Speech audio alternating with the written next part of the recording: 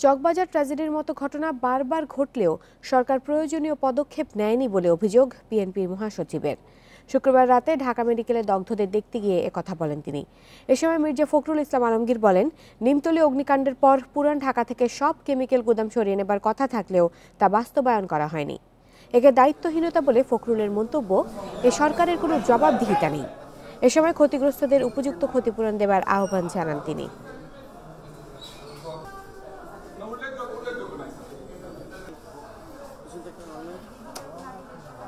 দুর্ভাগ্যজনকভাবে এগুলো ঘটার পরেও সরকারের তরফ থেকে যে ব্যবস্থাগুলো নেওয়া দরকার, এগুলোকে আপনার এড়িয়ে যাওয়ার জন্য, অ্যাভয়েড করার জন্য, সেগুলো কিন্তু নেওয়া হয়নি। কিন্তু আমাদের যেটা দাবি থাকবে সরকারের প্রতি, যারা দেশ চালাচ্ছে তাদের প্রতি, যেখানে যারা ক্ষতিগ্রস্ত হয়েছেন তাদের যেন উপযুক্ত পরিমাণের ক্ষতিপূরণ দেওয়া হয়, এটা খুবই জরুরি।